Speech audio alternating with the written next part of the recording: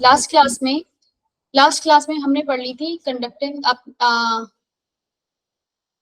Graph पढ़ लिया था, है ना? ग्राफ तक हो गया था हमारा। डीबे हक्कल सैगर इक्वेशन से हम स्ट्रॉन्ग इलेक्ट्रोलाइट का जो मेरा ग्राफ जो निकलता है स्ट्रॉन्ग इलेक्ट्रोलाइट के लिए, वो कैसा होता है? हल्का सा कंसंट्रेशन आप डिक्रीज करते हो तो मोलर कंडक्टेंस क्या हो जाती है आपकी? हल्की सी इंक्रीज करती है। ठीक है भाई, ये भी ज्यादा बना रही हूँ मैं, थोड़ी सी इंक्रीज करती है, आपके तरीके से स्ट्रेट लाइन ही होता है। अगर आप इसको थोड़ा सा इंटरसेप्ट बनाओगे तो ये डीबे हक्कल ने एक इक्वेशन दी थी, molar conductance lambda naught minus B, ये अंडर रूट सी। ठीक है, ये ऐसी की ऐसी आपको याद रखनी है। डेल्टा ये क्या है? कंसंट्रेशन है, और ये आपका जो है इंटरसेप्ट है।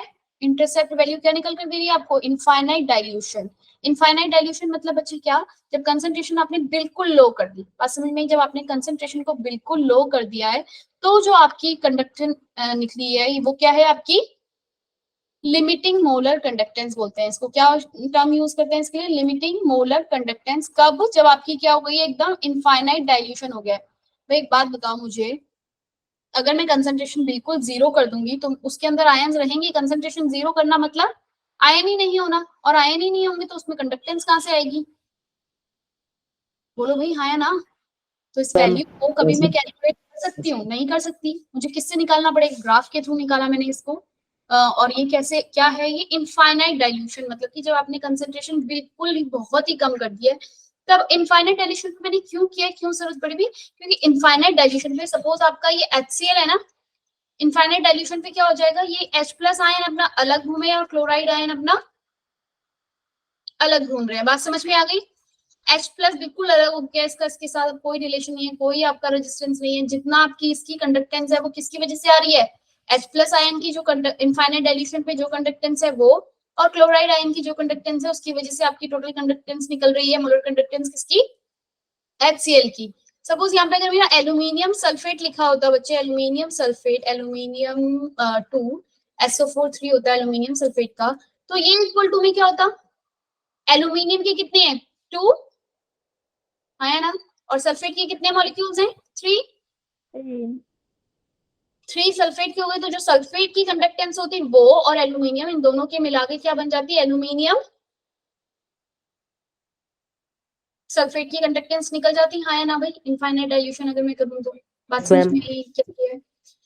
नेक्स्ट जब आ जाओ, हमने क्या करा था, ये तो बात होगी स्ट्रॉन्ग इलेक्ट्रोलाइट की। स्ट्रॉन्ग इलेक्ट्रोलाइट में जो ये कंडक्टेंस है ये इंक्रीज क्यों हो रही है कंसंट्रेशन लो करने पे? क्योंकि अब आपके आयन क्या हो गए भाई? सेपरेट हो गए, कोई रेजिस्टेंस नहीं है। रेजिस्टेंस आता है तो ही तो आपकी कंडक्टेंस, अगर रेजिस्टेंस डिक्रीज हो जाए, कंसंट्रेशन डिक्रीज करना मतलब आपने वॉल्यूम इंक्रीज कर दिया, बढ़ा दिया, उसमें कंसंट्रेशन को क्या कर दिया? डिक्रीज कर दिया। कंसंट्रेशन बच्चे जब डिक्रीज हो जाएगी तो आपके पास जो ये H+ आयन जो एक इधर घूम रहा था, क्लोराइड आयन जो इधर घूम रहा है, या कोई Na+ है या Cl की बात अगर मैं कर रही हूँ NaCl की, तो इनके बीच में जो कॉलिजन हो रहा था वो क्या हो जाएगा? कम हो जाएगा, क्योंकि कंसंट्रेशन कम है। कॉलिजन कम होगा तो बताओ भी क्या होगी? इसकी कंडक्टेंस क्या हो जाएगी? बढ़ जाएगी। कंडक्टेंस क्या हो जाएगी बच्चे? बढ़ जाएगी। और वो क्या होगी? थोड़ा बढ़ रही है, इतना भी नहीं बढ़ रही है, बिल्कुल हल्का सा स्टीपली इस तरीके से ये इंक्रीज कर रही है स्ट्रेट लाइन में। मतलब बात समझ में आई? कंसंट्रेशन डिक्रीज करिए, कंसंट्रेशन को डिक्रीज करा है, मोलर कंडक्टेंस इंक्रीज हुई है, याद रखना भाई, भूलना मत। ठीक है, अब आ जाओ वीक इलेक्ट्रोलाइट के साथ क्या होता है। वीक इलेक्ट्रोलाइट में बच्चे, जब आप वीक इलेक्ट्रोलाइट के अंदर जैसे ही आप कंसंट्रेशन को डिक्रीज करते हो तो आपके आयंस तो क्या हो जाते हैं? एकदम से क्या आ जाता है? चेंज आ जाता है। बात समझ में आई क्या हुआ? मोलर कंडक्टेंस और जो कंसंट्रेशन का ग्राफ है इसमें क्या हो जाता है? ये ग्राफ ना स्ट्रेट लाइन एकदम से जैसे ही आपने कंसंट्रेशन को डिक्रीज किया एकदम शार्प इंक्रीज हो जाता है, किसके अंदर? मोलर कंडक्टेंस के अंदर। यस और नो? बोलो भाई, समझ में आया? प्रियांशी क्लियर हुआ भाई? मोलर कंडक्टेंस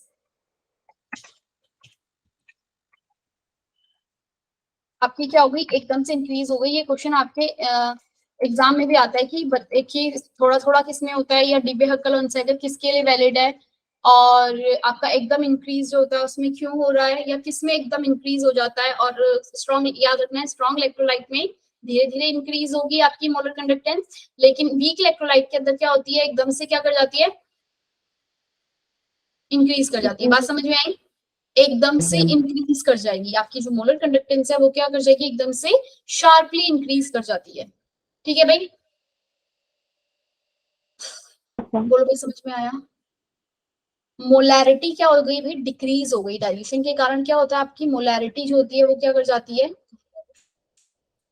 आपका फॉर्मूला क्या होता है इसका, इसको नहीं पढ़ा था, सूरज नहीं पढ़ा ना, कापा अपॉन में सी मल्टीप्लाई बाय 1000।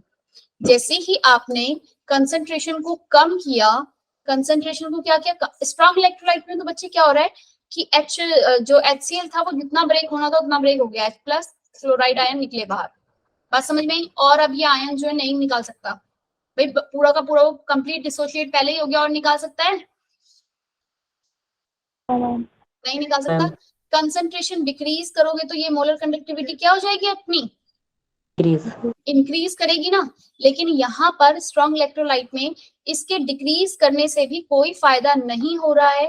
क्यों नहीं हुआ भाई, कंसंट्रेशन को डिक्रीज करने से ज्यादा फायदा, मतलब एकदम से क्यों नहीं हुई, क्योंकि जितने ये आपका इलेक्ट्रोड है इसके अंदर आपका स्ट्रॉन्ग इलेक्ट्रोलाइट है, सपोज NaCl है, तो NaCl तो ऑलरेडी कंप्लीट इतने वॉल्यूम के अंदर जो है भाई, मोलर कंडक्टिविटी मतलब कितना, एक मोलर का इसके अंदर जितनी भी आपकी कंसंट्रेशन है, NaCl जो है भाई जितना आपका ये कंप्लीट डिसोशिएट हो चुका है, Na प्लस के जितने आयन है, जितने क्लोराइड आयन के वो तो सेम ही रहेंगे, वो कंप्लीट डिसोशिएट हो चुका है, क्योंकि बात समझ में आई, वो क्या हुआ है, कंप्लीट डिसोशिएट हो गया है। लेकिन ये डिसोशिएट कंप्लीट हो गया, लेकिन यहाँ की कोलिजन कम हो गया वॉल्यूम इंक्रीज करने की वजह से, जब आपने कंसंट्रेशन कम करी तो इसलिए क्या हो गई है, वो थोड़ा सा इंक्रीज कर रही है, थोड़ा सा मोलर कंडक्टिविटी क्या करी है, इंक्रीज करी है। लेकिन वीक इलेक्ट्रोलाइट में क्या हो रहा है, CH3COH, अगर मैं वीक इलेक्ट्रोलाइट ले रही हूँ भाई तो क्या हो गया, कंसंट्रेशन जैसे ही आपने डिक्रीज करी ये आयन क्या हो गए,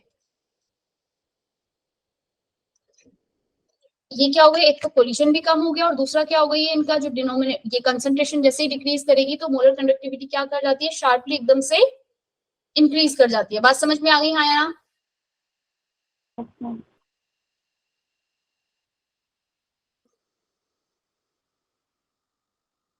कोलरॉश लॉ क्या कहता है, नहीं पढ़ा हमने कोलरॉश लॉ, पढ़ा था यार, मुझे ऐसे याद आ रहा है कि मैंने तुमसे किसी से स्पेलिंग पूछी थी कोलरॉश। अरे कोई बताएगा कोलरॉश की स्पेलिंग क्या है, अरे भाई कोई तो बोल दो, कोलरॉश। हाँ RAUCH, Kohlrausch law. Kohlrausch law किस चीज के लिए भाई, आपका वीक इलेक्ट्रोलाइट के अंदर।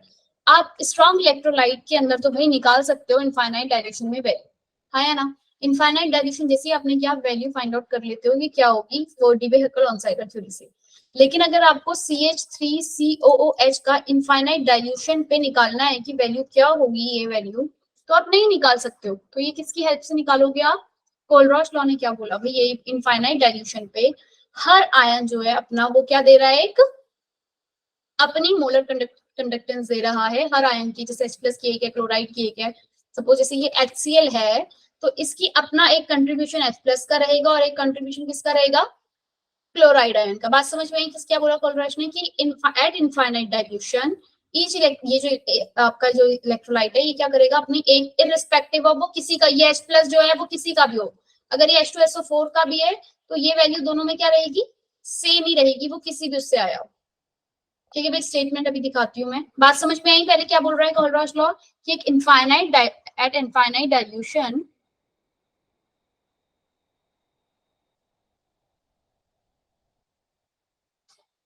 दिख रहा है स्क्रीन पे, दोनों ग्राफ भी दिख गए थे वीक इलेक्ट्रोलाइट और स्ट्रॉन्ग इलेक्ट्रोलाइट का।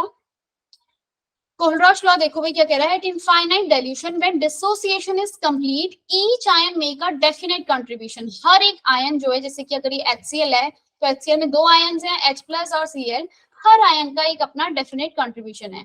ठीक है भाई, उसका अपना एक कंट्रीब्यूशन है टुवर्ड्स इक्विवेलेंट कंडक्टेंस, ये जो इक्विवेलेंट कंडक्टेंस इसकी निकल रही है, इसकी इसमें एक दोनों का क्या है, अपना अपना कंट्रीब्यूशन है, जितने भी आयन उसमें हैं of the electrolyte irrespective of the nature of the ion with which it associated, मतलब चाहे ये किसी के साथ भी H प्लस, अगर ये CH3 आपका COH के साथ भी ये है तो आपके पास जो CH3COO है इसका अपना कंट्रीब्यूशन होगा और H प्लस का अपना। अब इस वाला H प्लस और ये ऊपर HCl वाला H प्लस दोनों का कंट्रीब्यूशन ये नहीं कहोगे कि अलग अलग है। बात समझ में आई, हाँ या ना। ये Yes, वाला ma'am. H प्लस तो इसकी कंडक्टेंस होगी वही इस वाले H प्लस की होगी। यही आपका जो है कोलरॉश लॉ कह रहा है कि इनफाइनाइट, याद रखना ये स्टेटमेंट एग्जाम में आ जाती है, डायरेक्ट स्टेटमेंट पूछ ली जाती है और इसके हर एक वर्ड और सारी स्टेटमेंट में एक जैसी दिखेंगी। पहला वर्ड याद रखो infinite dilution. When dissociation is complete की बात कर रहा है, जब डिसोसिएशन कंप्लीट हो गया तो हर आयन अपना एक डेफिनेट कंट्रीब्यूशन दे रहा है इक्विवेलेंट कंडक्टेंस के टुवर्ड्स। किसके टुवर्ड्स दे रहा है? मतलब इक्विवेलेंट कंडक्टेंस जो आप ये निकाल रहे हो इसके टुवर्ड्स दे रहा है, irrespective of the nature of ion with which it associate. वो किसी भी आयन से, मतलब उसके साथ कौन सा आयन है उससे कोई फर्क नहीं पड़ता, या सल्फेट है या क्लोराइड है या नाइट्रेट है, H प्लस चाहे कहीं से भी आया हो, क्या रहेगा? वैल्यू जो है उसकी क्या रहेगी? सेम ही रहेगी सब में। आया ना? बात समझ में आई? अब आपका कोलरॉश लॉ जो है हेल्प करता है आपके क्या निकालने में, जो भी हमने करा किसका, वीक इलेक्ट्रोलाइट के लिए अगर मुझे निकालनी है इनफाइनाइट डाइल्यूशन में वैल्यू, सपोज मुझे वैल्यू निकालनी है इनफाइनाइट डाइल्यूशन में CH3COOH के लिए, आपको गिवन है HCl, इनफाइनाइट डाइल्यूशन में वैल्यू गिवन है X, इनफाइनाइट डाइल्यूशन में आपको गिवन है किसकी वैल्यू, NaCl की गिवन है Y, और इनफाइनाइट डाइल्यूशन में आपको गिवन है CH3COONa की। ये तीनों के तीनों स्ट्रॉन्ग इलेक्ट्रोलाइट हैं, इनकी वैल्यूज तो मैं डीबे हकल से निकाल सकती हूँ इनफाइनाइट डाइल्यूशन में, है ना? Yes, ma'am. तीनों की वैल्यू मैं निकाल सकती हूँ, तो मुझे वीक इलेक्ट्रोलाइट की इन तीनों का यूज करके मैं निकालूं। बात समझ में कैसे निकलेगी? वीक इलेक्ट्रोलाइट का यूज करके मुझे क्या चाहिए भाई? CH3COH चाहिए, यानी कि मुझे ये वाला तो जेड चाहिए होगा, क्योंकि इससे तो मुझे क्या मिलेगा? CH3COONa से मुझे क्या मिलेगा? एक तो CH3COO नेगेटिव मिलेगा और क्या मिलेगा? Na प्लस मिलेगा, और ये तो मुझे चाहिए CH3CO, है ना? चाहिए ना ये, तो इसको तो रख लेते हैं हम पॉजिटिव, मतलब यहाँ पर। और कौन सा चाहिए मुझे इन तीनों में से कि CH3COH बन जाए? इन तीनों में से XYZ में से मुझे तीनों में से कौन सा चाहिए कि CH3COOH बन जाए? HCl चाहिए, वेरी गुड। और क्या चाहिए मुझे? HCl चाहिए। तो मुझे दो चीजें तो मिल गई, CH3CO भी मिल गया, H भी मिल गया, और मेरा CH3COH बन जाएगा, लेकिन एक्स्ट्रा आ गए Na प्लस और क्लोराइड आया, तो इसको मैं माइनस कर दूं NaCl को, तो जो ये वैल्यू है CH3CONa की, क्या Z प्लस HCl की कितनी थी? X माइनस इसकी कितनी थी? Y। यही आपका आंसर हो जाएगा किसके लिए? CH3COOH के लिए। ये मैंने ZX5 लिख दिया है, आपको यहाँ पे कोई वैल्यू लिखी भी हो सकती है, 50, 60 ऐसे। आया ना? समझ में आया? अब जरा एक रिलेशन और देखो, अगर आपके पास मोलर कंडक्टिविटी, बच्चे अगर कोई किसी चीज की मोलर कंडक्टिविटी सपोज 400 आपको गिवन है, 400 साइमन सेंटीमीटर स्क्वायर पर मोल, आपको इक्विवेलेंट कंडक्टिविटी पूछे, इक्विवेलेंट मोलर कंडक्टिविटी और equivalent conductivity, conductance, molar conductivity नहीं भाई, मोलर कंडक्टेंस और इक्विवेलेंट कंडक्टेंस में क्या रिलेशन है? मोलर कंडक्टिविटी कह रही हूँ, इक्विवेलेंट कंडक्टिविटी, इसमें क्या रिलेशन है दोनों में, कोई बता सकता है? क्या मैं ये लिख सकती हूँ molar conductance is equal to kappa upon में m मल्टीप्लाई बाय 1000, ये आपका मोलैरिटी है, आया ना? और इक्विवेलेंट कंडक्टेंस को हम क्या लिखते हैं? कापा अपॉन में m multiply by n, oh sorry m multiply by n नहीं, इक्विवेलेंट कंडक्टिविटी क्या होती है? नॉर्मेलिटी होती है ना n, और n इक्वल टू में क्या होता है भाई? सो मच बताओ जल्दी से, n इक्वल n नॉर्मेलिटी और मोलैरिटी के बीच में क्या रिलेशन है? कौन बताएगा? Priyanshi, N factor molarity. क्या रिलेशन है पूरा बताओ। m multiply by n equal to n होता है ना, क्या मैं इस नॉर्मेलिटी की जगह m मल्टीप्लाई बाय n लिख सकती हूँ? ऊपर वाले को नीचे वाले से डिवाइड कर लो, मोलर कंडक्टिविटी अपॉन में इक्विवेलेंट कंडक्टिविटी, ऐसे इधर वाला भी डिवाइड हो जाएगा, कापा अपॉन में m, कापा, ये जो n है ऊपर चला जाएगा, ये n ऊपर कैसे गया, ये बात क्लियर है सबको? Kappa by m, kappa m multiply by n, क्योंकि मैंने नॉर्मेलिटी को ही लिखा, कापा से कापा कैंसिल, m से m कैंसिल, ये n नीचे ऊपर चला जाएगा, आया ना? तो मोलर कंडक्टिविटी बच्चे अगर आपके पास है तो आप n फैक्टर, अगर आपको पता है n क्या है इसमें, वैलेंसी फैक्टर, वैलेंसी फैक्टर अगर आपको पता है तो आप इक्विवेलेंट कंडक्टेंस निकाल सकते हैं भाई, या अगर आपके पास दोनों इक्विवेलेंट भी है तो मोलर निकाल सकते हैं। एक क्वेश्चन देखो आपकी स्क्रीन पे दिख रहा है,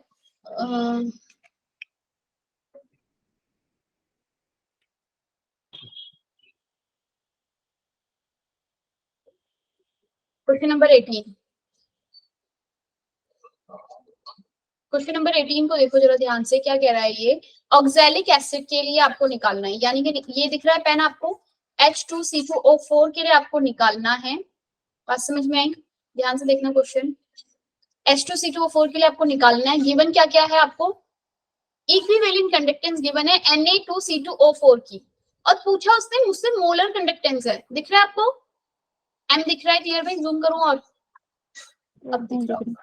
मोलर कंडक्टेंस आपको गिवन है और पूछा ये मोलर कंडक्टेंस निकालना है और दिया आपको इक्विवेलेंट है। पहले तो आप इसे किस में कन्वर्ट करोगे, मोलर कंडक्टेंस में। कैसे कन्वर्ट करोगे भाई, क्या है इसका एन फैक्टर, अभी बताया था, equivalent conductance multiply by N gives molar conductance. N value क्या है इसके लिए, सोडियम ऑक्सैलेट के लिए एन फैक्टर जो है वो कितना होगा बच्चे, कौन बताएगा भाई? एन फैक्टर हमने निकालना सीखा था कि चार्ज देख लो, कटायन का कितना है, नाइन का कितना है, कितना चार्ज है टोटल कटायन के ऊपर, टोटल कटायन चार्ज कितना है शिवम, इसमें कितने आपके इलेक्ट्रॉन इन्वॉल्व होंगे Na2C2O4 में,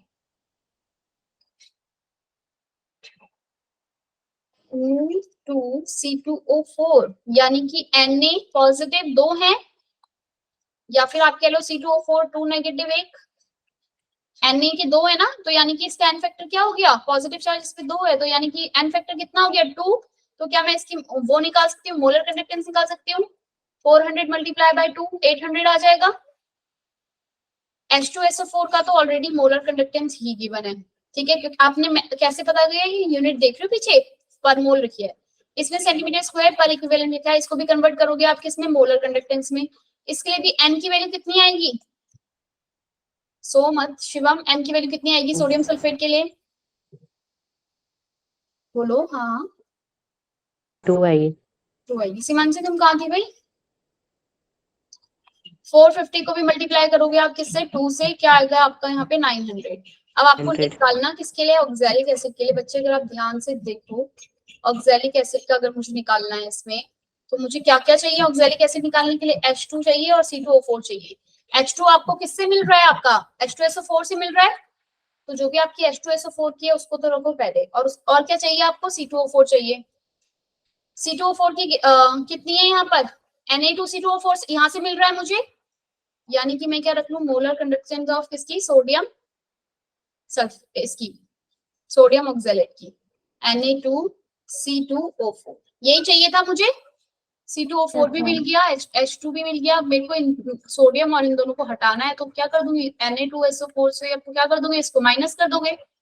एक चीज और याद रखना, सपोज यहाँ पे मेरे पास अगर एक ही H लिखा होता ना, यहाँ पे एक HCO या कुछ इस तरीके कोई दूसरा कंपाउंड ऐसा होता जहाँ पे एक ही H चाहिए होता मुझे, और गिवन 2 H दे रखे होते, तो आप क्या करोगे, इसको डिवाइड कर दोगे किससे,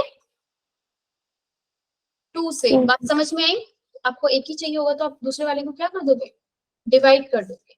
अब आंसर निकल जाएगा, H2SO4 का कितना आंसर था भाई, 700, प्लस सोडियम ऑक्सैलेट का कितना आया था मोलर कंडक्टेंस का, 800, माइनस सोडियम सल्फेट का 900। बोलो भाई हाँ या ना, कुछ समझ में आया या उड़ गया सब दिमाग से?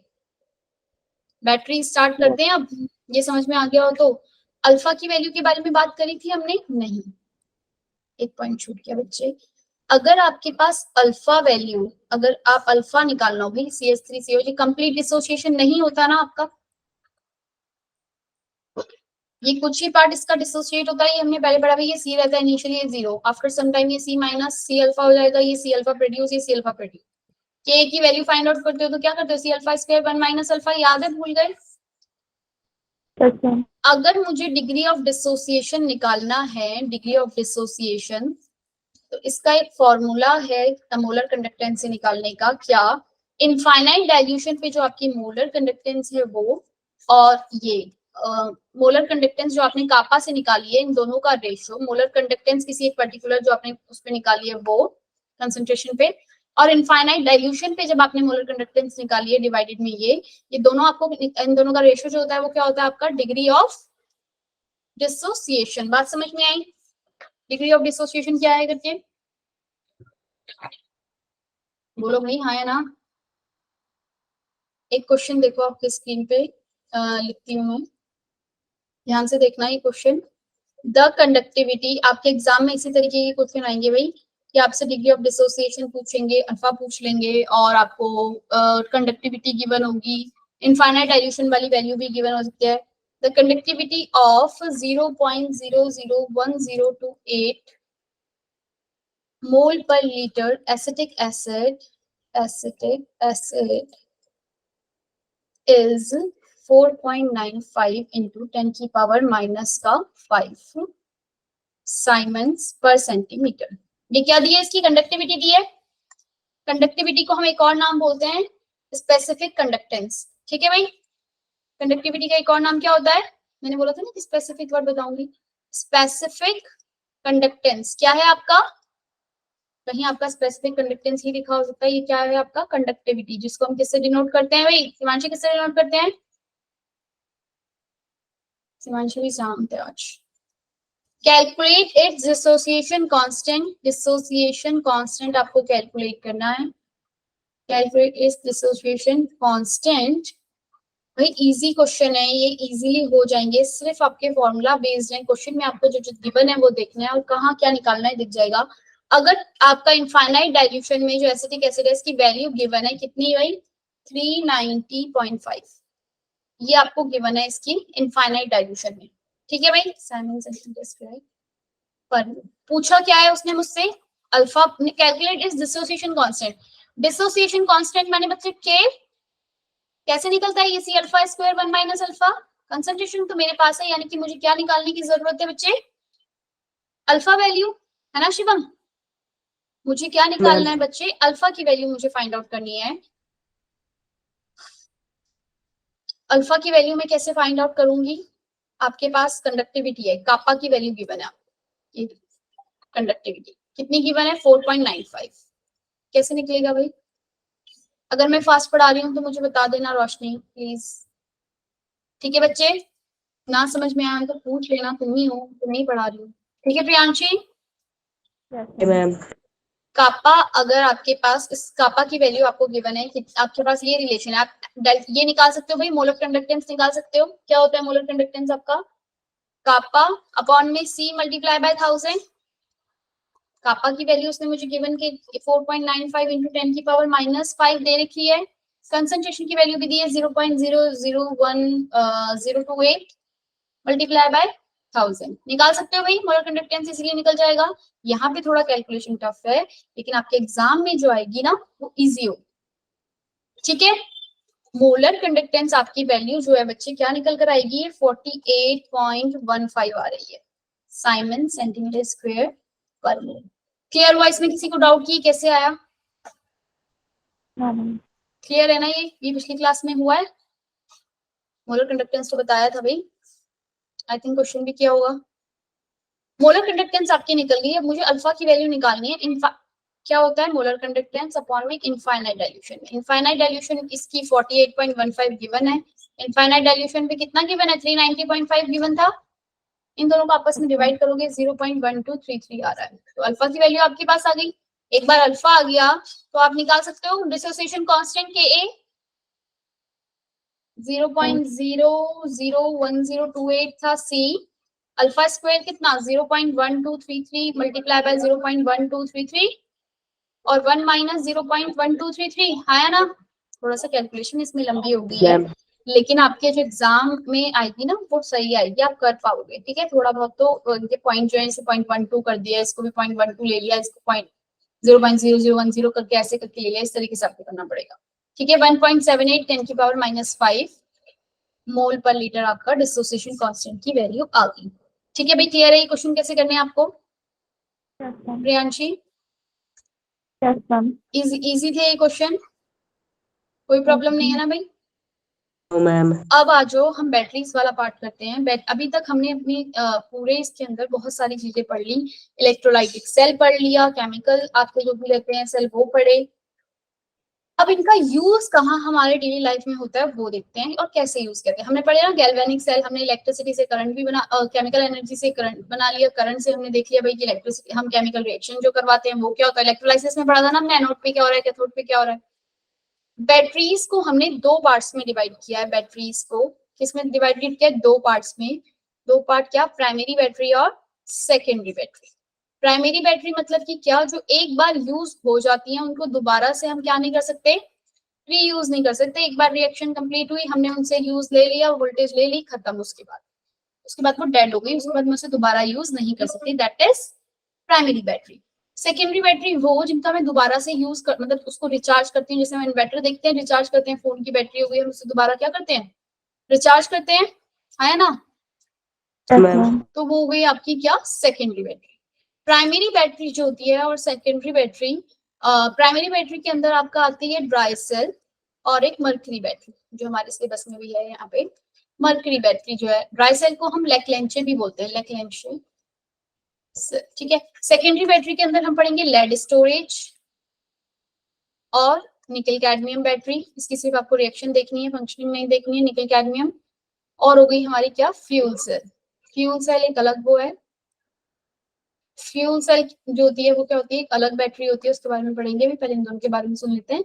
प्राइमरी सेल में क्या हो गई, ड्राई सेल। ड्राई सेल में क्या हो रहा है बच्चे, आपके पास एक, आप देखिए अपने घरों में अपने एक सेल होती है, वही सेल यूज होते हैं, रिमोट में डालते हैं जो हम, मैम। उसमें एक बाहर से जो कंटेनर होता है वो किसका होता है, जिंक का। गोल होता है ना कंटेनर, बीच में से रॉड डली होती है, देखिए कभी किसी ने खोल के उसको, जो बीच में मैम ये देखा है। रॉड है, ये आपकी ग्रेफाइट की रॉड है, जो एक्ट कर रही है किसकी तरह, graphite rod act as cathode.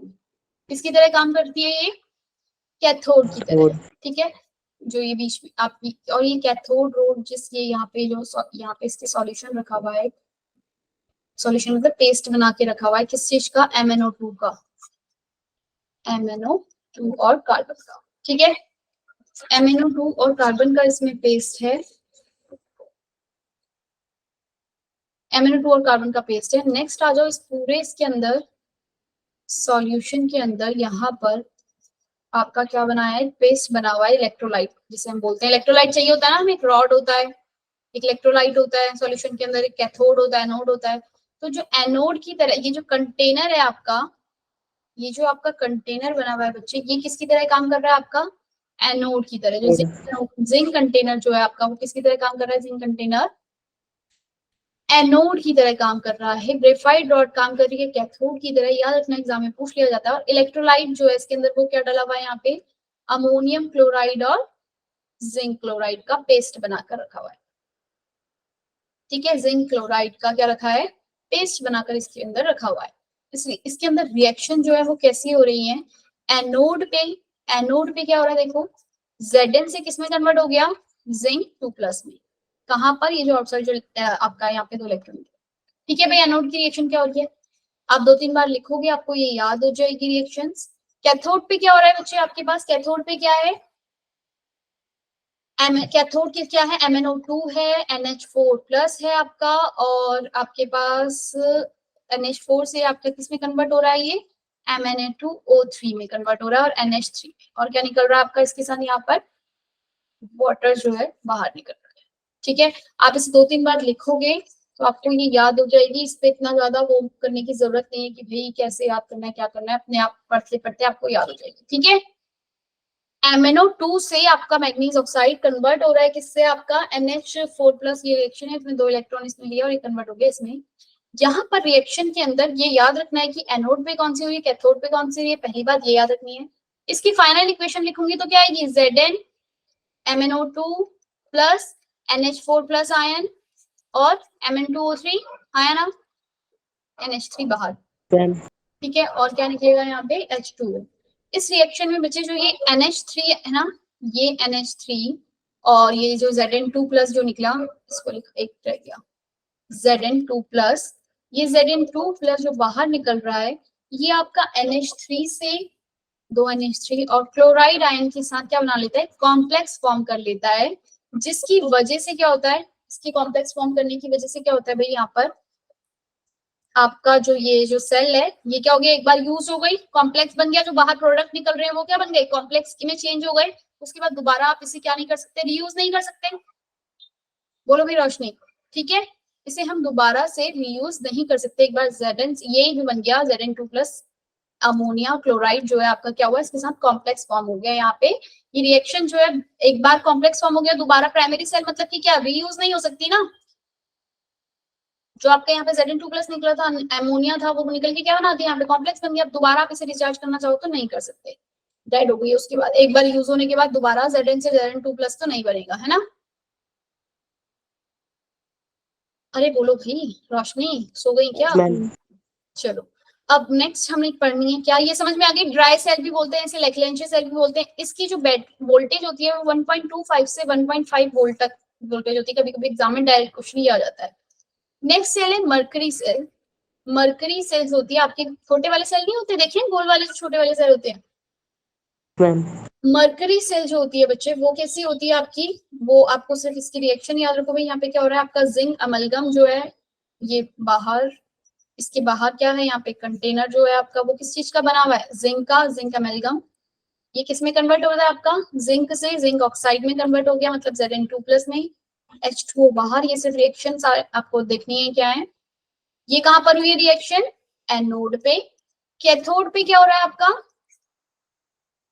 Mercury oxide से क्या बन रहा है आपका, मरकरी।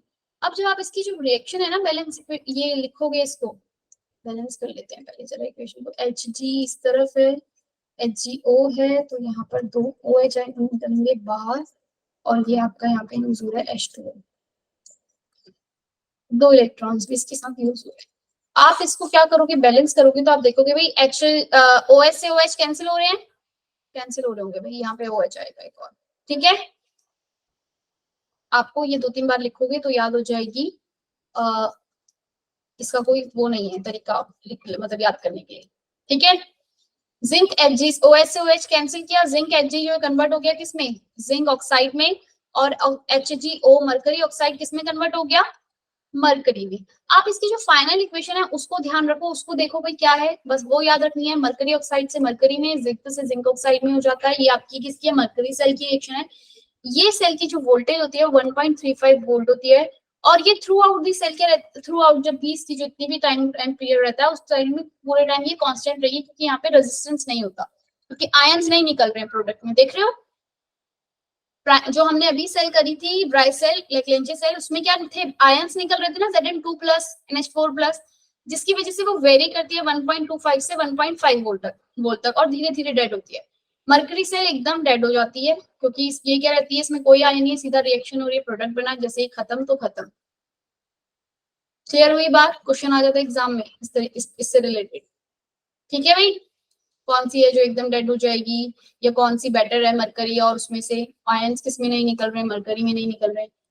सेकेंडरी बैटरी पे आ जाओ, जो कि इंपॉर्टेंट पार्ट है आपका, क्या सेकेंडरी बैटरी आपको याद करनी है, और अभी के अभी याद करवा भी दूंगी। लेड स्टोरेज बैटरी इसका एक एग्जाम्पल है। सेकेंडरी बैटरी कौन सी होती है भाई, अभी बताया, कोई बता देगा, सूरज तुम बता सकते हो। सेकेंडरी बैटरी कौन सी, प्राइमरी बताया था मैंने कौन सी होती है भाई, एक बार यूज तो खत्म। सेकेंडरी बैटरी कौन सी होती है रोशनी, जो रीयूज रिचार्जेबल होती है। रिचार्जेबल होती है, जिसे हम दोबारा से रीयूज कर सकते हैं, रिचार्ज कर सकते हैं। लेड स्टोरेज बैटरीज का एग्जांपल है। इस रिएक्शन को याद रख लो, ये एग्जाम में पूछ ली जाती है। जब ये डिस्चार्ज हो रही है ना सर, डिस्चार्ज, तो क्या हो रहा है, लेड से आपका क्या बनता है, Lead2+, 2 इलेक्ट्रॉन। ये रिएक्शन कहां पर हो रही होगी, एनोड पे या कैथोड पे, बता सकता है तुम में से कोई, ये रिएक्शन कहां पर हो रही होगी, एनोड पे या कैथोड पे, लेड से Lead2+ बना है। शिवम, एनोड। हाँ, क्योंकि आपका ऑक्सीडेशन नंबर इंक्रीज हुआ है भाई, 0 से Lead2+ हो गया। कहां पर हो रही है रिएक्शन आपकी, एनोड पे। ठीक है, कैथोड पे आपका क्या हो रहा होगा, ये याद रखनी है, ये आ जाती है। कैथोड पे आपकी क्या हो रही होगी, लेड ऑक्साइड, ये +4 ऑक्सीडेशन से कहां पर हो गया, अगेन Lead2+ में। बस समझ में, बैलेंस कर लोगे इसको, 2 वाटर मॉलिक्यूल उधर चाहिए, 4H+ यहाँ ऐड करोगे, और क्या होगा, 2 इलेक्ट्रॉन और ऐड करोगे। बैलेंस करना आता है ना, कैसे करा है, 2 ऑक्सीजन मॉलिक्यूल है इधर, 2 वाटर मॉलिक्यूल ऐड कर दिए, 4 हाइड्रोजन हो गए इस साइड, 4H+ इस साइड ऐड कर दिए। चार्ज बैलेंस किया, 2 इलेक्ट्रॉन की कमी थी, 2 इलेक्ट्रॉन इधर ऐड कर दिए। आता है भाई रोशनी, charge balance, half ion method को बैलेंस करना। अब इस दोनों इक्वेशन को आप ऐड करोगे, तो दोनों को अगर आप ऐड करो, एनोड और कैथोड वाली को, पर याद रखना एनोड 0, लेड से Lead2+, और कैथोड पे लेड O2 से लेड 2 प्लस, ठीक है, lead plus lead oxide 4H plus. भाई ये फाइनल इक्वेशन इतनी इंपॉर्टेंट है, इससे आपका डायरेक्ट क्वेश्चन आ जाता है कि बताओ एसिड जो है लेड स्टोरेज बैटरी को जब डिस्चार्ज कर रहे हैं तो एसिड कंज्यूम हो रहा है या रिलीज हो रहा है, प्रोड्यूस हो रहा है। क्वेश्चन डायरेक्ट आता है एग्जाम में कि जब लेड स्टोरेज जो बैटरी है या ये सेकेंडरी लेड स्टोरेज जो बैटरी है आपकी सेकेंडरी बैटरी, यहाँ पर जब आप बैटरी को डिस्चार्ज कर रहे हो, ये क्या हो रहा है, डिस्चार्ज हो रहा है बैटरी का, मतलब हमें रिएक्शन केमिकल रिएक्शन से इलेक्ट्रिसिटी मिल रही है। डिस्चार्ज जब हो रहा है आपका, तो मुझे बताओ कि क्या हमारे जो एसिड है कंज्यूम हो रहा है या रिलीज हो रहा है, कौन बताएगा भाई, प्रियांशी और हाँ शिवम बोलो। कंज्यूम हो रहा है। कंज्यूम हो रहा है, बिल्कुल ठीक बात। आपका यहाँ पे H प्लस आयन क्या हो रहा है बच्चे, कंज्यूम हो रहा है। एसिड जब आपका, ये याद रखना है, क्वेश्चन डायरेक्ट पूछा जाता है। नेक्स्ट जब आप इसे रिचार्ज करोगे, जब आप रिचार्ज करोगे तब क्या रिएक्शन होती है, ये एग्जाम में बहुत बार पूछी जाती है। जब भी हम रिचार्ज करते हैं लेड स्टोरेज बैटरी को, तो एनोड पे क्या रिएक्शन हो रही है, ध्यान से देखना और अभी याद करो।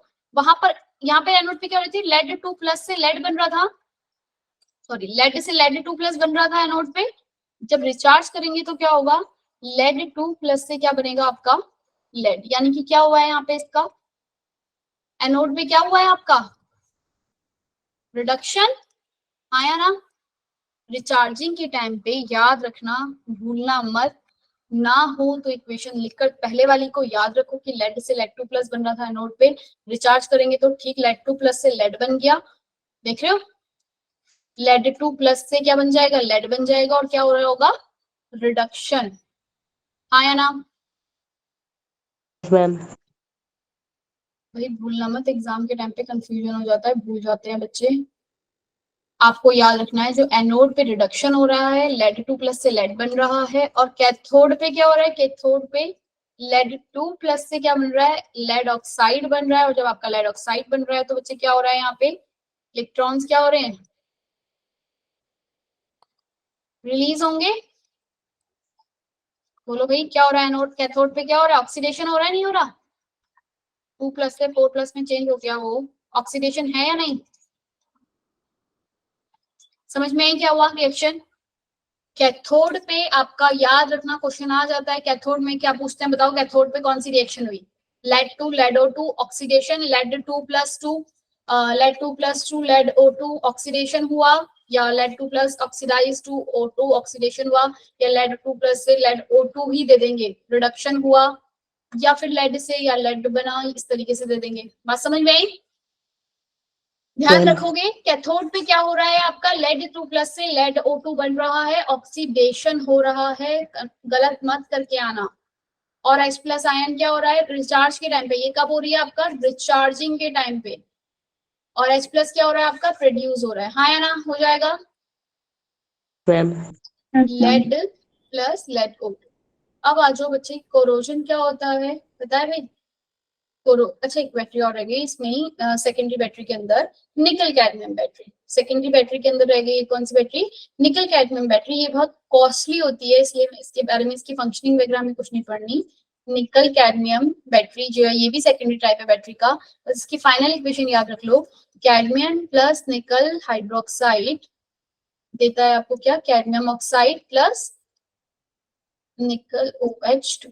याद रखना ऑक्सीडेशन कहाँ हो रहा है, रिडक्शन कहाँ हो रहा है, ठीक है भाई, हाँ या ना, समझ में आई बात। कैडमियम राइटिंग समझ में आ रहा है, कैडमियम लिखा है कहाँ, प्लस H2O, ठीक है भाई।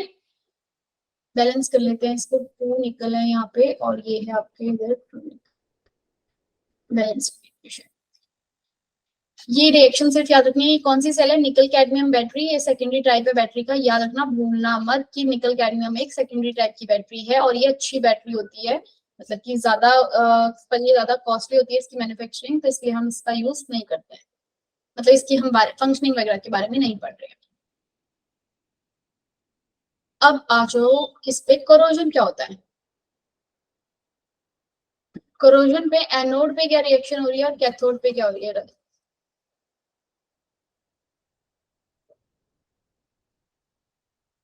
कोरोजन मतलब कि क्या भाई, आयरन पे जंग लगना, Fe से कन्वर्ट हो जाता है किस पे, Fe2+ में। कहाँ हुई ये रिएक्शन, एनोड पे।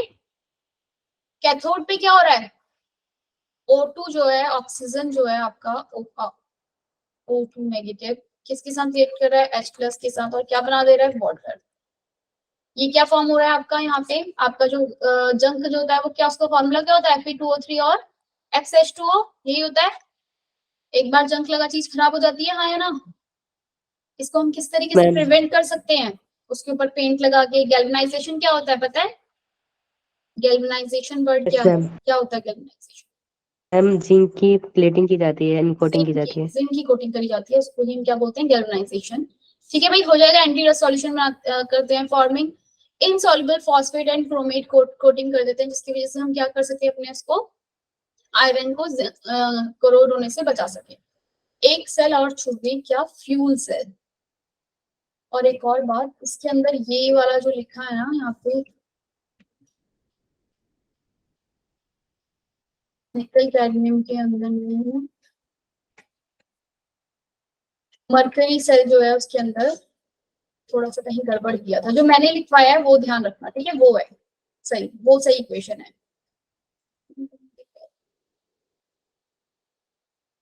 अब मुझे दिख नहीं रहा, जो ये वाली जो नोट्स है इसको नहीं देखना, जो मैंने लिखवाई इक्वेशन वो ध्यान रखना, ठीक है। फ्यूल सेल जो होता है बच्चे, फ्यूल सेल, फ्यूल सेल जो होती है वो क्या होती है, फ्यूल सेल में क्या हो रहा है भाई, आपका हाइड्रोजन या फिर कोई भी हाइड्रोकार्बन कंपाउंड है, मीथेन हो गया या फिर मिथेनॉल हो गया, इनको जब कंबस्ट करते हैं हम, तो जो एनर्जी हम प्रोड्यूस कर रहे हैं, यहाँ पे 1 वोल्ट हम एनर्जी लेते हैं, इनको कंबस्ट 1 वोल्ट एनर्जी हमें निकलती है। कंबस्ट कराने में जो ये वो कौन सी सेल होती है हमारी, फ्यूल सेल। फ्यूल सेल क्या होती है पता चल गया, combustion of hydrogen, ma'am methane या मिथेनॉल का जब हम कंबशन करवाते हैं, हम इसे तो हमें क्या मिलता है, इसमें एनर्जी जो मिलती है वो हमारी क्या है, किस तरीके की सेल है ये, वोल्ट। फ्यूल सेल जो होती हैं। फ्यूल सेल के अंदर बच्चे क्या होता है आपके पास, एक आपने क्या लिया, कंसंट्रेटेड लिया, किसका सॉल्यूशन, KOH, मतलब एक बेस का जो पेस्ट बना के ले लिया इसके अंदर। और एक तरफ से तो आपने ऐड करवाया क्या, यहाँ पे आपका है हाइड्रोजन इनलेट, किस साइड होगा हाइड्रोजन इनलेट आपका, एनोड। H2 ऐड करा एनोड साइड से, और इस वाली साइड में आपने क्या ऐड करा, यहाँ पे ऑक्सीजन O2 ऐड कर रहे हो, इसको नाम दे रहे हो क्या, कैथोड। ठीक है, porous of carbon containing suitable catalyst, इसके साइड से यहाँ पे हमने क्या किया, एक पोरस वो डाल दिया, पोरस मतलब जिसपे छेद छेद है करके, समझ नहीं बात, पोरस की लाइनिंग कर दी, मतलब कि सिर्फ जो है वो छन के मतलब जाए इसके अंदर। आज समझ रहे हो, तो पूरे उसमें ऑक्सीजन गैस फैल जाएगी ना। Yes ma'am. ये जो आपके बीच में जो रॉड है बच्चे, इसमें आपने क्या है, यहाँ पे कंसंट्रेटेड KOH आपका सॉल्यूशन है, इलेक्ट्रोलाइट की तरह काम कर रहा है। एनोड पे क्या रिएक्शन हो रही है, कैथोड पे क्या हो रही है, ये ध्यान रखना है। उससे पहले फाइनल रिएक्शन याद रखो, H2O2 मिलके क्या बना रहे हैं भाई, H2O फॉर्म हो रहा है। ये क्या है आपकी फाइनल फ्यूल रिएक्शन, जब आपका हाइड्रोजन ऑक्सीजन फ्यूल सेल जब आप लिखते हो तो इस तरीके से लिखते हो। एनोड पे क्या हो रही है, कैथोड पे क्या हो रही है, हमने इलेक्ट्रोलिसिस किया था तब तुमने देखा होगा कि हम वाटर के क्या करते थे। एनोड पे जो रिएक्शन होगी बच्चे क्या होगी, वो H2 मॉलिक्यूल आपका किसके साथ, जो ये हाइड्रोक्साइड है, इससे रिएक्ट करके क्या बनाएगा, 4 मॉलिक्यूल H2O के, और यहाँ पे निकले आपके 4 इलेक्ट्रॉन बाहर। बात समझ में आई। उसके बाद ये जो 2H2 मॉलिक्यूल है इसमें से, वो रिएक्ट करेंगे किसके साथ, O2 के साथ, और 4 इलेक्ट्रॉन, और आपका क्या बनेगा यहाँ पे 4 हाइड्रोक्साइड आया ना, समझ में आया क्या बोला मैंने। एनोड पे और क्या रिएक्शन हो रही है आपको याद रखनी है, H2 से क्या OH नेगेटिव वाटर निकला, फिर इस वाटर को 2 मॉलिक्यूल लिए और ऑक्सीजन के साथ रिएक्ट किया और OH नेगेटिव बना दिया। अगेन दोबारा से ये वाला OH नेगेटिव फिर एनोड पे जाके H2 के साथ रिएक्ट कर जाएगा भाई, हाँ या ना। एनोड कैसी, ये जो फ्यूल सेल है आपकी एनोड पे, और ये वाली रिएक्शन किस पे हो रही है आपकी, एट कैथोड। ये रिएक्शन का बेनिफिट क्या है भाई, यहाँ पे कोई आपका देख रहे हो बाय प्रोडक्ट, कोई वो नहीं है, वेस्ट प्रोडक्ट नहीं है, कोई कुछ है वेस्ट प्रोडक्ट, OH नेगेटिव आपका फिर से यूज हो रहा है, फिर से आपको एनर्जी दे रहा है, हाँ या ना। तो ये ज्यादा बेटर है ना फ्यूल सेल वाली। और इसमें 95% मुझे एफिशिएंसी जो है वो मिलती है, 60 to 70% जो एफिशिएंसी होता है, मतलब अच्छा रहता है ये। 95% तक आपको ये फ्यूल दे देता है, जो भी आपका जितना भी आपने हाइड्रोजन और ऑक्सीजन लिया उस हिसाब से। इसके साथ ही मेरा फ्यूल सेल की बातें भी खत्म होती है। तुम लोगों को चैप्टर समझ में आया अभी तक जो हमने पढ़ा? अब जरा सूरज अगर यहाँ पर है, सूरज हमने इस चैप्टर में स्टार्टिंग में क्या पढ़ा था वो सारा एक बार मैं लिख के बता देती हूँ। हम पढ़ चुके हैं E cell equal to, starting में पढ़ा था ई नॉट, ये अर्नेस्ट इक्वेशन थी हमारी 0.0591 अपॉन में एन लॉग के इक्विलिब्रियम है या फिर केएसपी हम ले लेते हैं, जब केएसपी की बात करते हैं क्यू करेंगे तो क्यू लिख लेते हैं।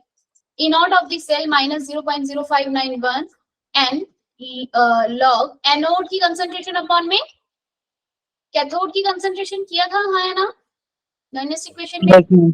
या फिर अगर मुझे ई सेल निकालनी है, E naught of this cell minus 0.0591 n, यहाँ बीच में प्लस लगा दो तो क्या लिख दूंगी, log cathode by anode, cathode की कंसंट्रेशन अपॉन में एनोड की कंसंट्रेशन। यस और नो? क्या किया मैंने, प्लस लगा दिया बीच में, हाँ या ना। एक और क्या था, ई नॉट सेल निकालने का क्या फॉर्मूला था, रिडक्शन पोटेंशियल किसका, रिडक्शन पोटेंशियल किसका भाई, रिडक्शन पोटेंशियल कोई बता दो क्या होता है reduction E naught of the cell निकालना, कैथोड माइनस एनोड, एनोड का रिडक्शन पोटेंशियल। या अगर मुझे लिखना है ई नॉट ऑक्सीडेशन पोटेंशियल लिखना है तो oxidation potential of anode minus oxidation potential of cathode, हाँ या ना, एक फॉर्मूला ये भी था। एक बात हमने और सीखी, क्या अगर रिडक्शन पोटेंशियल बच्चे, अगर रिडक्शन पोटेंशियल आपका ज्यादा होता है, रिडक्शन पोटेंशियल अगर आपका रिडक्शन पोटेंशियल बच्चे ज्यादा होता है तो वो कैसा एजेंट होता है, ऑक्सीडाइजिंग एजेंट रहेगा आपका, वो ऑक्सीडाइजिंग एजेंट अच्छा होगा अगर रिडक्शन पोटेंशियल ज्यादा होगा। और अगर आपका ऑक्सीडेशन पोटेंशियल ज्यादा होगा तो ऑक्सीडेशन पोटेंशियल अगर आपका ज्यादा है तो वो कैसा अच्छा रहेगा, रिड्यूसिंग एजेंट, हाँ या ना, बात समझ में आई। रिडक्शन पोटेंशियल ज्यादा मतलब उसका अच्छा रिडक्शन होगा और वो ऑक्सीडाइजिंग एजेंट क्या रहेगा, अच्छा रहेगा, बात समझ में आई। बोलो भाई प्रियांशी, क्लियर है रोशनी? ठीक है, और हम इस चैप्टर में अभी तक ये इलेक्ट्रिक्स में ये पढ़ा, उसके बाद हमने क्या पढ़ा था भाई, फेराडे लॉ के बारे में। फेराडे लॉज जो था वो हमें क्या बता रहा था भाई, मास डिपॉजिट इक्वल टू क्या था, Z multiply I into T, हाँ या ना, यही था मास डिपॉजिट कितना होगा। और Z इक्वल टू में क्या था भाई, आपका केमिकल इक्विवेलेंट था ये आपका, जो कि इक्वल टू क्या होता है, इक्विवेलेंट वेट अपॉन में F। यस और नो? ये क्या था आपका first law of thermodynamics, first Faraday law, first Faraday law था ये आपका।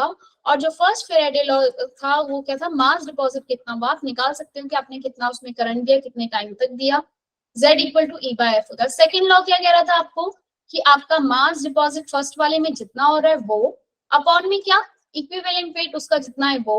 और सेकेंड अगर वही इलेक्ट्रोड में दूसरी गैस भी निकल रही है, दूसरा सब्सटेंस भी डिपॉजिट हो रहा है तो उसका मास अपॉन में उसका इक्विवेलेंट वेट, इन दोनों का रेशियो क्या होगा, इक्वल होगा अगर सेम अमाउंट में इलेक्ट्रिसिटी आप पास कर रहे हैं तो। क्या मैं M1 बाय E1 और M2 बाय E2 को ये लिख सकती थी भाई M1 multiply by N, M2 multiply by N, ये क्या है, N क्या है इसका वैलेंसी फैक्टर, हाँ या ना। और ये कैसे कर सकती थी भाई, सबको पता होगी, बात कर पाई थी क्लास में,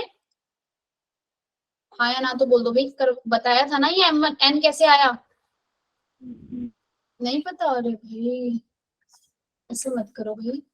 M1 मल्टीप्लाई बाय N, आपने ऊपर देखा क्या है, इक्विवेलेंट वेट को मैं ये लिख सकती हूँ मोलैरिटी, हाँ सॉरी ये M नहीं है, यहाँ पे क्या आएगा, number of moles, number of moles, number of mole multiply by N1, number of mole multiply by N2। Number of mole कैसे निकलता है, मास अपॉन में ये इक्विवेलेंट वेट था आपका, यहाँ ये क्या था, इक्विवेलेंट वेट था E, क्या मैं इसे ये लिख सकती हूँ M बाय N, बोलो भाई, इक्विवेलेंट वेट को नहीं, रुक जाओ, हाँ एक मिनट, मोलर मास अपॉन में N लिख सकती हूँ, इक्विवेलेंट वेट माने यही तो होता है, मोलर मास अपॉन में M, आया ना। इक्विवेलेंट वेट माने क्या होता है बच्चे, मोलर मास अपॉन में N। और अगर मैं इसको ऊपर लेके जाऊं तो इसका मैंने एक तीसरा फॉर्मूला, दूसरा फॉर्मूला क्या बताया था, M1 m1 multiply by m, क्योंकि n ऊपर चला, इक्वल टू क्या होता है m2 मल्टीप्लाई बाय ये n फैक्टर पहले वाले का जो गैस है, दूसरा वाली जो गैस निकली है उसके लिए। क्या मैं ये m/m1 को नंबर ऑफ मोल लिख सकती हूँ? Number of mole multiply by n factor पहले वाले गैस जो निकली उसके लिए जो था, नंबर ऑफ मोल जो दूसरी गैस निकली या दूसरा डिपोजिशन जो कुछ भी हुआ है उसका number of mole multiply by n2। Clear है? कहां से आया फैराडे का सेकंड लॉ? बोलो भाई, 3 फॉर्मूले हो गए इसके, याद रखने, क्वेश्चन आ जाते हैं एग्जाम में। अभी मैं तुम्हें अगली क्लास जो होगी उसमें आपको जो क्वेश्चंस हैं वो रिपीट करवा दूंगी, ठीक है? और 3 मिनट में फटाफट से सुन लो। तुमने कंडक्टेंस वाले पार्ट में हमने इसके अंदर, और इसके बाद था हमारा थर्ड पार्ट क्या, कंडक्टेंस। कंडक्टेंस के हमने एक ही फॉर्मूला आपको याद रखना, resistance is equal to resistivity L/A।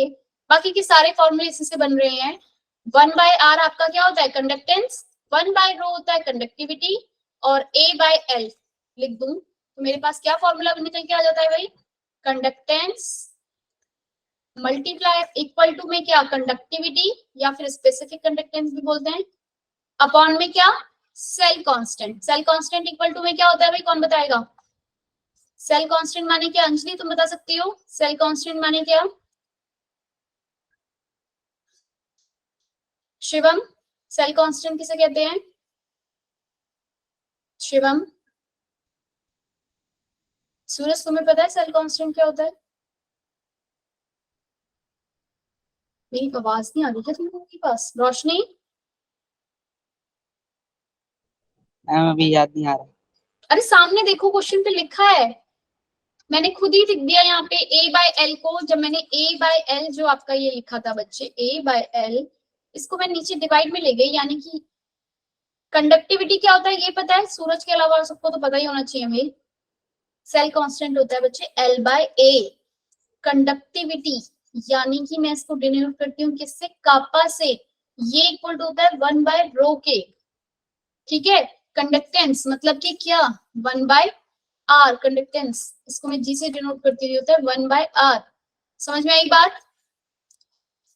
सूरज सिर्फ तुम्हारे लिए समझाया है मैंने दोबारा, और बाकी सबको भी नहीं आता भाई, जहां तक मुझे तुम लोगों ने रिवाइज नहीं करा है दोबारा से। नहीं तो सिर्फ बहुत इजी चीजें, सिर्फ फॉर्मूला है, आपको याद करना है, एक ही फॉर्मूला याद करना है, बाकी के उससे बन जाएंगे। क्लियर है? Yes ma'am. आपके पास क्या निकल के आ गया, कंडक्टिविटी निकल कर आ जाती है सूरज, इससे हमारे पास कंडक्ट ये वाला फॉर्मूला हो जाता है 1/ρ। 1/ρ से हमारी क्या निकल कर आ जाती है, कंडक्टिविटी निकल कर आ जाती है। लेकिन मेरी कंडक्टिविटी से एक और फॉर्मूला निकलता है, मोलर कंडक्टेंस, जिसको कैसे निकालते हैं, molar conductance is equal to kappa, conductivity ही है ये कापा, कापा अपॉन में C कंसंट्रेशन मल्टीप्लाई बाय 1000। मैंने ये रिकॉर्डेड लेक्चर देख लेना, वहां पे बताया है कि इसे मल्टीप्लाई बाय 1000 क्यों कर रहे हैं, ठीक है भाई सूरज? मोलर कंडक्टेंस इक्वल टू होता है कापा बाय C, 1000 से मल्टीप्लाई। इक्विवेलेंट कंडक्टेंस क्या हो गया, कापा बाय नॉर्मेलिटी, ये C यहाँ पर क्या है, मोल पर लीटर, नॉर्मेलिटी क्या हो जाता है, इक्विवेलेंट पर ग्राम इक्विवेलेंट पर मोल, ग्राम इक्विवेलेंट पर लीटर, ठीक है भाई? नॉर्मेलिटी कैसे निकालते हैं पता है ना, मल्टीप्लाई बाय 1000 इक्विवेलेंट। अभी एक रिलेशन भी बताया था मैंने, molar conductivity is equal to में equivalent conductance into n। n क्या है आपका, एक्स फैक्टर। यस और नो? क्लियर? पूरा चैप्टर एक बारी में 10 मिनट में खत्म। सिर्फ आपको याद, एक बार इस पूरे पेज को देख लेना ध्यान से, क्या कह रहा है, delta G is equal to minus RT ln K होता है। ये वाला भी अगर छूट गया हो तो याद रखना, ठीक है भाई? Delta G is equal to में माइनस NFE होता है, आया ना, पढ़ा है ना ये E और इसमें एनर्जी में रिलेशन। तो चलो भाई, इसी नोट के साथ क्लास को खत्म करते हैं। नेक्स्ट क्लास में ये बता दो मुझे कि तुम लोगों को न्यूमेरिकल करने